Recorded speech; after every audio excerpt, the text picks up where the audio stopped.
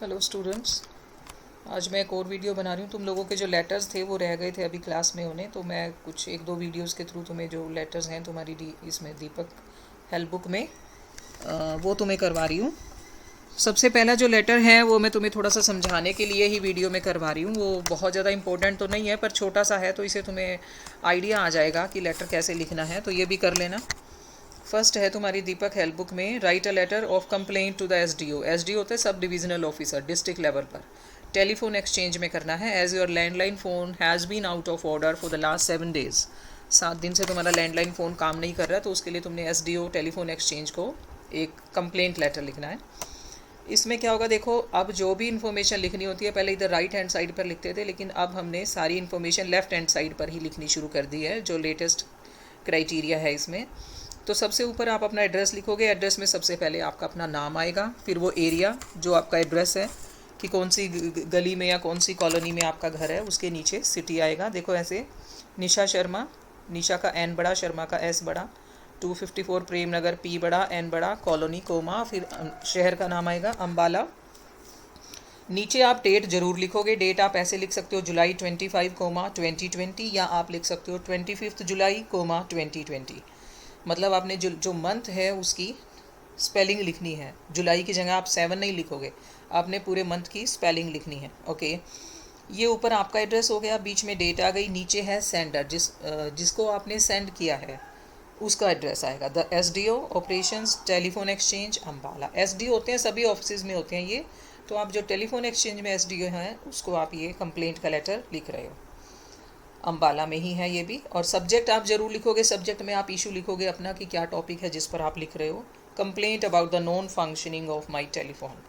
Complaint, ये रहा word, complain of the non functioning of my telephone लिखकर sir, sir oblique madam भी लिख सकते हो या फिर खाली सर भी लिख सकते हो।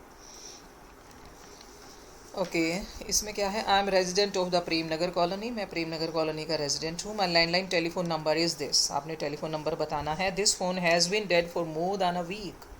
1 वीक से ज़्यादा हो गया मेरा जो लैंडलाइन फ़ोन है वो डेड है। In this connection I have lodged a number of complaints. वो कहता है 1 वीक हो गया और मैंने ऑलरेडी कई कंप्लेंट्स डाल दिए हैं।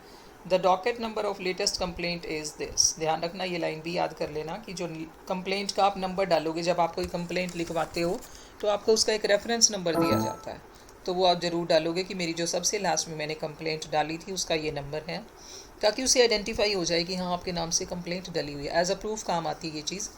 सो the docket number of the latest complaint is this. It was lodged 2 days ago. 2 दिन पहले ये लॉज की थी मैंने complaint. Yesterday I personally met the JE. मैं जो जूनियर इंजीनियर बोलते हैं इसको, जेई की फुल फॉर्म होती है जूनियर इंजीनियर, इलेक्ट्रिसिटी डिपार्टमेंट में ही होते हैं ये, और इसमें टेलीफोन एक्सचेंज में होते हैं। Yesterday I personally met the JE. मैं जो जूनियर इंजीनियर है वहाँ के, उनसे खुद जाकर मिला था। And he assured to repair my phone within 2 hours। उन्होंने 2 घंटे में मेरा फ़ोन ठीक करने के लिए मुझे कहा था। Yet nothing has been done. अभी तक कुछ नहीं किया गया है। Sir, I am facing great difficulty because of the non functioning of my phone. अपने फ़ोन की वजह से मुझे बहुत प्रॉब्लम हो रही है।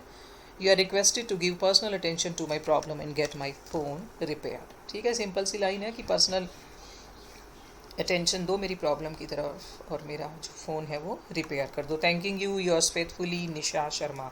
यहाँ जो नाम है आपका वही आएगा जो आपने टॉप पे नाम दिया था स्टूडेंट्स। ये नहीं कि यहाँ एड्रेस में किसी और का नाम दे रहे हो, नीचे किसी और का। दोनों जगह पर नाम सेम होनी चाहिए। और यहाँ योर्स फेथफुली आप किसी भी कंप्लेंट लेटर में या किसी भी लेटर में लिख सकते हो। This is a very common word you can use in any of the letters. ठीक है, और ये जो लाइन है, I am facing great difficulty because of the non functioning of my phone, ये उन दिनों की बात है जब हमारे पास मोबाइल्स नहीं हुआ करते थे। पर्सनली घर में 4 मेंबर है तो चारों के पास मोबाइल हो, ऐसा नहीं था। लैंडलाइन के भरोसे ही हम लोगों के कॉन्टैक्ट में रहते थे। तो उस टाइम यू कैन अंडरस्टैंड कि कितना प्रॉब्लम एक इंसान को हो सकता है जब कनेक्टिविटी ना हो दूसरों के साथ। So this is a very simple language letter, small letter. And I think आपको ये बेसिक चीज़ें समझ में आ गई होगी कि ऊपर जो है लेफ़्ट हैंड साइड में पहले अपना एड्रेस लिखना है, फिर आपने डेट लिखनी है, फिर सेंडर जिसको आप सेंड कर रहे हो उसका एड्रेस, फिर सब्जेक्ट, फिर उसको एड्रेस करोगे सर ओब्लिक मैम, फिर आप अपना मेन कंटेंट लिखोगे और लास्ट में एड्रेस करोगे उसको थैंक्स करके, और नीचे आपका नाम आ जाएगा। सो ये एक स्पेसिमेन मैंने करवाया है। Second one is not seeming me so much important. And the third one, yes, this can be important. Write a letter of inquiry to the controller of examination to know when your result of revaluation is expected to be declared, as you are losing time for applying for further studies. ये तो आप लोगों को तो बड़े अच्छे से पता है, आप लोग तो इस दौर से गुजरते रहते हो कि रिवैल्यूएशन के फॉर्म भरे होते हैं आप लोगों ने, मार्क्स कम आ जाएं तो, और फिर आपको वेट करना पड़ता है रिज़ल्ट का, कि रिज़ल्ट आए तो आप आगे कहीं अप्लाई करने लायक हो पाते हो. So you are very much familiar with this problem. तो ये भी एक इम्पोर्टेंट है कि रिवैल्यूएशन का मेरा रिज़ल्ट कब आएगा. आप कंट्रोलर ऑफ एग्जामिनेशन को एक लेटर लिख रहे हो, तो ऊपर वही सेम चीज़, आप अपना नाम, एड्रेस और सिटी, अशोक कुमार 981 प्रहलादपुर हिसार, फिर आप डेट लिख रहे हो अगस्त 2020, फिर आप नीचे controller of examinations Kurukshetra university Kurukshetra, very simple. फिर सब्जेक्ट आ जाओ result of the revaluation. Right, आगे हैं मेन पार्ट में. In the annual examination of BA third held in April. ठीक है, आपके मई जून तक होंगे, नॉर्मली अप्रैल में पहले हो जाते थे. तो स्टूडेंट लिखता है कि BA थर्ड के मेरे एग्ज़ाम जो अप्रैल में हुए थे, I was placed in compartment in the subject of English. देखो आपकी प्रॉब्लम से काफ़ी मिलती जुलती है इसकी problem. I was placed in compartment in the subject of English. English में कहते हैं मेरी कंपार्टमेंट शो की गई है under the roll number this. अब ये आप नोट करो, आपने अपना क्लास लिखना है और आपने अपना रोल नंबर ज़रूर लिखना है. तो उसने कहा है स्टूडेंट ने कि इस रोल नंबर के थ्रू मेरी कंपार्टमेंट शो की गई है, as I was sure that I had done well in the examination. कहते हैं मुझे पूरा विश्वास था, मैंने एग्जामिनेशन में बहुत अच्छे से किया है. I applied for revaluation for this paper. मैंने इस पेपर के लिए रीवैल्यूएशन का अप्लाई किया था. अप्लाइड मीन्स अप्लाई किया था. Sir I have to apply for admission to Rajasthan university for the course of MA in journalism. वो अपनी प्रॉब्लम भी बता रहा है कि मुझे MA में एडमिशन लेना है BA के बाद जर्नलिज्म फील्ड में, और वो भी राजस्थान यूनिवर्सिटी में. और बच्चों ये तो आपको पता ही है कि जब आप किसी नेक्स्ट क्लास में एडमिशन लेने जाते हो तो आपसे उसकी प्रीवियस क्लास की मार्क लिस्ट और पासिंग सर्टिफिकेट ज़रूर देखा जाता है. तो वो बच्चा अपनी कंप्लेंट लिखता है और बताता है कि मुझे MA में एडमिशन लेना है राजस्थान यूनिवर्सिटी में. The last date is coming near, उसकी आखिरी डेट आने वाली है, but the result of my revaluation has still not been declare. मेरा रिजल्ट जो है अभी डिक्लेयर नहीं किया है. Kindly let me know when my result is likely to be declare. जानना चाहता है कि कब मेरा रिजल्ट डिक्लेयर करोगे, मुझे बता दो. Thanking you, yours faithfully, Ashok Kumar. Again, the name you will notice at both the places, the name is still the same. Right? Take care of this thing, and all the rest of the topics are same. Like I told you in the previous letter, here is your address, here is the date, here is the address of the person to whom you are sending. It is subject, and then हाँ यहाँ पर एक चीज़ missing है, sir oblique ma'am. जो controller of examination है उसको आप यहाँ पर लिखोगे सर ओब्लिक मैम. फिर आपका मेन कंटेंट जिसमें आप अपनी क्लास, अपना रोल नंबर ज़रूर लिखोगे, आपने आगे कहाँ एडमिशन लेना है वो भी लिखोगे, एंड लास्ट में again once again it's your name. So this is also one of the important letters. The first one, this one, and the next is yes. ये RTI में भी मैंने करवाया था, तुम्हारी बुक में था ये लेटर, मोर और लेस सेम ही है उससे.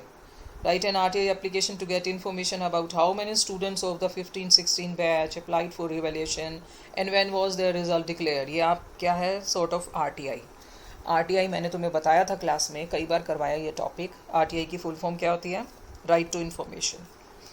इसमें आप नोटिस करोगे कि इस लेटर में आप इन्फॉर्मेशन ही ले रहे हो किसी से कि 15-16 का जो सेशन था उसमें कितने बच्चों ने रिवैल्यूएशन के लिए अप्लाई किया. This is what you want to know through this letter.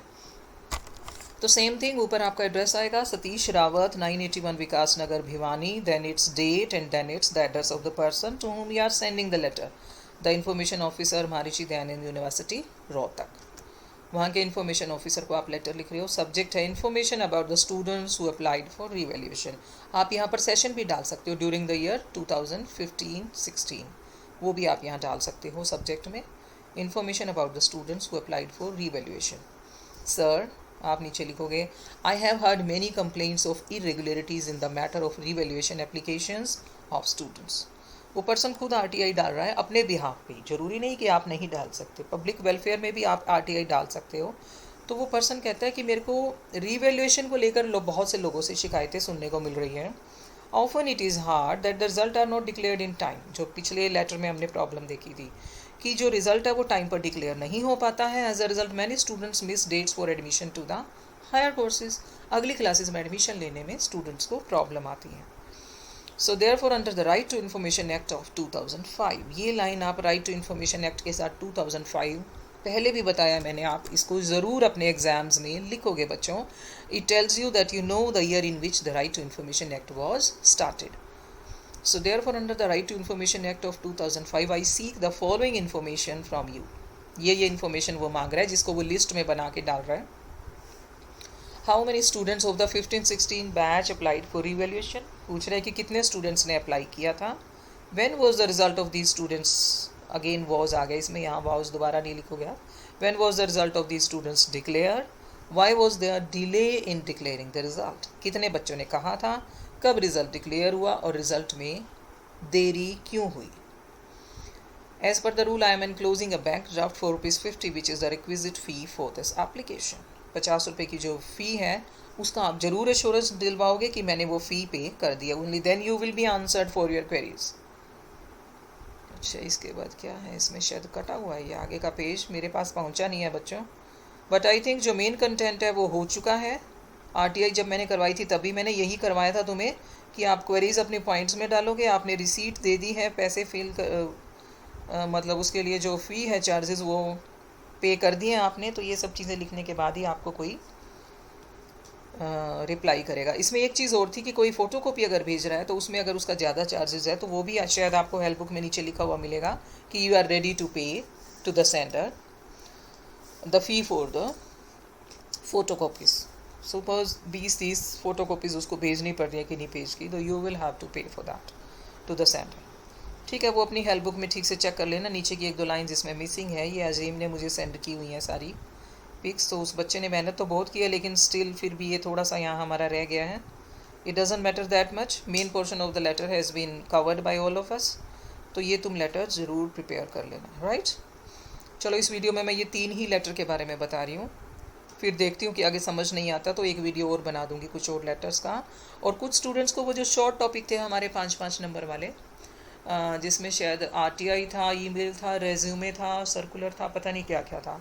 तो जो एक तो टॉपिक्स नहीं हुए हैं वो मेरी रिक्वेस्ट है स्टूडेंट से कि मेरे व्हाट्सएप नंबर पर मुझे पिक सेंड कर दो ताकि मैं उसका भी वीडियो बना लूँ. मेरे पास घर पे कोई बुक या हेल्प बुक तुम्हारी क्लास की बाई चांस नहीं है. Okay, so bye bye students, take care.